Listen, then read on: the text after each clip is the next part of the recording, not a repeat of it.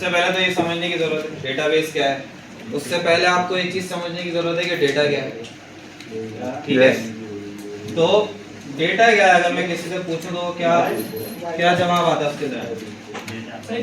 Information भी नहीं है, रॉ फैक्ट्स होते हैं, ठीक है। रॉ फैक्ट्स कहलाते हैं, मतलब कि एक आपके पास एक चीज पड़ी हुई है, सिर्फ एक चीज अभी आपके सामने रखी हुई है, एक इंफॉर्मेशन रखी हुई है, मतलब कि एक डेटा रखा हुआ है, आपको आपने अभी उसको इंफॉर्मेशन बनाया नहीं है, वो इंफॉर्मेशन बनेगा, अभी सिर्फ वो डेटा है, रॉ फैक्ट्स हैं, एक फालतू की चीज है आपके सामने। अब आप उसमें से कोई इंफॉर्मेशन निकालोगे तो इंफॉर्मेशन निकालने के बाद वो क्या बन जाएगा?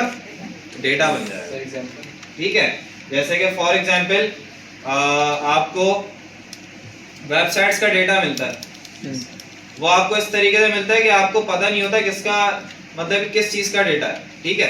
वो आपको रॉ फैक्ट्स मिल रहे होते हैं, आपको एक अजीब सा डेटा मिल रहा होता है, आपको उसमें से एक्सट्रैक्ट करके निकालना पड़ता है डेटा। वो आपका इन फ्यूचर आएगा जब आप उसके साथ करोगे, वेबसाइट में काम करोगे PHP के साथ और बाकी लैंग्वेजेस के साथ, तो फिर उसमें से आपको डेटा निकालना है, ठीक है। तो वो जो इन्फॉर्मेशन निकालोगे वो कहलाएगी डेटा। अब वो जाहिर सी बात है, जब इन्फॉर्मेशन निकाल लोगे तो आपको फिर पता चल जाएगा ना किसकी इन्फॉर्मेशन है। अभी जब रॉ फैक्ट्स पढ़े हैं आपको नहीं पता किसकी इन्फॉर्मेशन है, क्या है इसके अंदर रखा हुआ क्या है, ठीक है। जब आप उसको निकाल लोगे, निकालने के बाद आपको पता चलेगा कि किसकी इन्फॉर्मेशन है, तो वो क्या बन जाएगा? डेटा बन जाएगा। आइदर वो इन्फॉर्मेशन हो यूजर की, प्रोडक्ट्स की इन्फॉर्मेशन हो, ठीक है, किसी जो है पीसी की इन्फॉर्मेशन हो, ठीक है। तो ये सब क्या बन जाएगा फिर? अब आपको पता चल गया कि भाई ये यूजर की इन्फॉर्मेशन है, इसका मतलब यूजर का क्या है? डेटा, ठीक है। तो डेटा क्या कहलाता है? रॉ फैक्ट्स कहलाते हैं, जो कि आप किसी भी जगह से, किसी भी सोर्स से कलेक्ट कर सकते हो, ठीक है। और जब उसको कलेक्ट करने के बाद आप किसी शक्ल में तैयार करोगे तो वो क्या बन जाएगा? डेटा बन जाएगा। और फिर उस डेटा को कहीं पे स्टोर करोगे तो उसे हम क्या कहते हैं? डेटाबेस कहते हैं, ठीक है। इस डेटा को कहीं पे स्टोर किया जाएगा तो वो क्या चीज होगी हमारे पास? डेटाबेस होगा, ठीक है। सारे हाफिज हैं माशाल्लाह, माशाल्लाह है ना? तुम दोनों हाफिज? माशाल्लाह, क्या बात है, हरकतें नहीं लगती। अच्छा, तो डेटा को जिस जगह पे स्टोर करोगे वो क्या कहलाएगा? डेटाबेस। डेटाबेस कहलाएगा, ठीक है। अब जरा इसकी डेफिनेशन देखो, क्या लिखा हुआ है? Definition of database. डेटाबेस की डेफिनेशन में सिंपल लिखा हुआ है कि ये क्या है?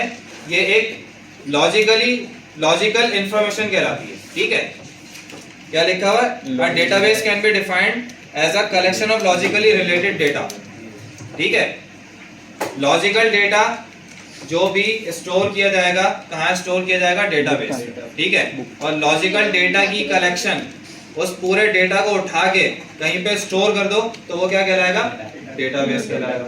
सिंपल, डेटाबेस का ये आपके पास एक कॉन्सेप्ट होता है। डेटाबेस किस सूरत में होता है? इस तरह से आपने डायग्राम देखी थी डेटाबेस की, बिल्डिंग दराज है ना? जी सर। डेटाबेस की इस तरह आपने डायग्राम देखी होगी, इस तरह डेटाबेस में। सर ये फिजिक्स का सेल लग रहा है। हाँ, ऐसे ही होता है डेटाबेस। सर गूगल पे OSI मॉडल तो अलग चीज है, वो प्रोटोकॉल्स उसमें आते हैं, वो नेटवर्किंग में आते हैं।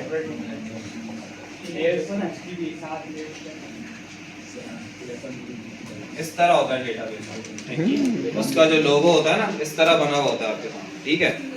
तो डेटा क्या है? रॉ फैक्ट्स होते हैं जो कहीं से कलेक्ट किए जाते हैं, ठीक है। और फिर जब उसको आप इंफॉर्मेशन की सूरत में उसको आप तब्दील कर दोगे तो वो क्या कहलाएगा? वो आपके पास एक आपके पास ये समझ लो कि एक इंफॉर्मेशन जब इंफॉर्मेशन में तब्दील हो जाएगा तो फिर एक लॉजिकल डेटा कहलाएगा, ठीक है। उस लॉजिकल डेटा को कहीं पे स्टोर करोगे तो वो क्या चीज कहलाएगी? वो डेटाबेस कहलाएगा, ठीक है। अब डेटाबेस से आगे कुछ डेटाबेस के मॉडल्स हैं, ठीक है। तो मॉडल्स में सबसे पहला क्या आ रहा है? Hierarchical database model. अब इसके अंदर क्या चीज होती है? अच्छा, ये सिर्फ हम डेफिनेशन देख लेते हैं क्योंकि हमारे पास जो सबसे इंपॉर्टेंट चीज है जो हमें डिस्कस करना है डिटेल में, वो है रिलेशनल डेटाबेस मॉडल। ठीक है, तो ये हम सिर्फ देख लेते हैं कि ये होता क्या है। हायरार्किकल डेटाबेस मॉडल में आपके पास क्या कॉन्सेप्ट होता है कि ये आपका ट्री लाइक स्ट्रक्चर होता है। ठीक है, एक नोड से दूसरी नोड कनेक्टेड होती है। जैसे कि एक पेरेंट एलिमेंट हो गया आपके पास, ये पेरेंट नोड कहलाती है ऊपर वाली। ठीक है, ऊपर से फिर नीचे की साइड पे ये फ्लो में चल रहा होगा। ठीक है, इसके फिर कुछ चाइल्ड्स बने हुए हैं, उसके मजीद कुछ चाइल्ड्स बने हुए हैं, तो इस तरह से डेटा क्या होता रहता है, ट्रांसफर होता रहता है। तो ये एक जो आपके पास स्ट्रक्चर है, ये कौन सा स्ट्रक्चर कहलाता है, ये हायरार्किकल डेटाबेस मॉडल कहलाता है, ये ट्री लाइक स्ट्रक्चर कहलाता है। ठीक है, एक पेरेंट होगा, उसके कुछ चाइल्ड्स होंगे, फिर उसके कुछ चाइल्ड्स होंगे, फिर उसके मजीद कुछ चाइल्ड्स होंगे। अच्छा, इसमें क्या होगा, इसमें आपके एक पेरेंट के मल्टीपल चाइल्ड हो सकते हैं, लेकिन एक चाइल्ड के मल्टीपल पेरेंट्स नहीं हो सकते। ठीक है, वो हमारे पास जो है वो रियल उसमें भी नहीं होते। बिल्कुल। अगर हम रियल वर्ल्ड में देखें तो उसमें भी नहीं होते।